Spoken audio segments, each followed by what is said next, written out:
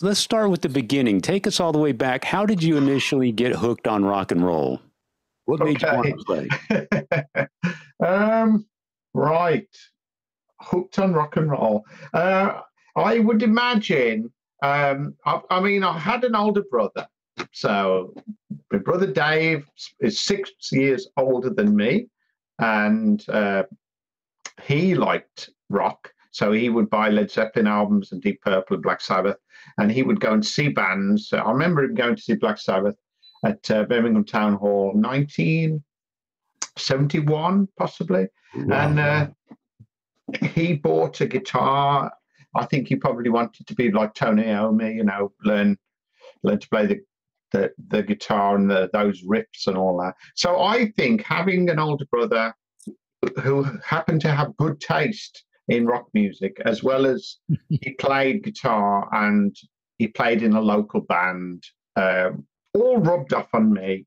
And I can remember being fascinated by the equipment. You know, I'd go and watch them do a gig or watch them practice. And the equipment was, you know, I'm probably 11, 12 at this point. And I just thought it was all very exciting.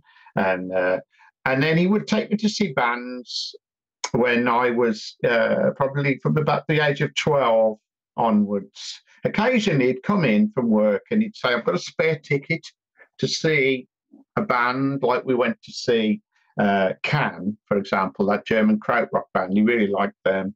And we went to see Gentle Giant and Black Sabbath and who else?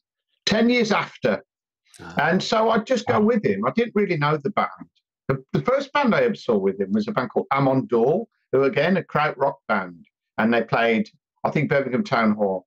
And a very strange band. You know, I didn't know any of the songs, but I just liked it. I mean, it's a big event, isn't it, when you first gig with the lights and the equipment and the sound. You know, the volume is quite shocking to a kid. But yeah, so that I think Dave has got a lot to answer for in that he inspired me to get into music and to learn to play the guitar, really, because I could just go to him and say, how do you play an E chord or Smoke on the Water or something, and he'd show me, and that's it. Yeah. Wow. What was the first record you bought with your own money? Okay, I bought 2 singles on the same day. I bought T-Rex, 20th Century Boy, and the Sweet Hellraiser, I think. Both excellent. One of those 2. Yeah. Wow, off to a good start. So yeah, sort of that's sort of early 70s, isn't it? That's maybe 73 sort of period. So I'd be at, 12, 13. So that was my time. But mind you, the first album I ever bought was Led Zeppelin 2. So I think I did really well there. Yeah. My first album was Led Zeppelin 2. My second album was Machine Head. So what a great start. I got right into the Richie Blackmore and Jimmy Page, and of course wanted to be like those guys. Yeah, yeah. Well, you've done well. I think so. Yeah. It's a good start, a good education. Yeah. Yeah. Diamond Head, of course, is cited as one of the forerunners of the new wave of British heavy metal. And we all know that punk music had a large influence on that style of music. What punk bands were you listening to or were among your favorites at that early stage? So John Peel was very important to us. I don't know if you know of John Peel. Yeah. You're nodding. I can't remember your names. Hang on, it's probably on the screen. Is it? So you're Dave and you're Jason. Correct. Sorry. Yeah. That's okay. So, yeah. We've been called worse as well. I can see Dave nodding. So, so John Peel was important. John Peel had a week every night, Monday to Friday. He would play 2 hours and he would play all the new stuff. He wasn't interested in playing big bands, you know, that already had exposure. He would be looking for the latest new band that was appearing, and they might have made their first record, and if he liked it, he'd play it on his show. And a lot of bands got their first ever radio exposure through John Peel. And so he picked up very quickly on punk rock, and he would be playing the Damned, the Jam, the Ramones, Sex Pistols, you know, Boomtown Rats, whatever was fresh and new and coming out of, you know, mainly England, but I mean, obviously Ramones is US. And so I would tape. I'd sit there with a cassette recorder and I'd tape, like millions of others, you know, something would come on. Oh, that's good. I'd tape that.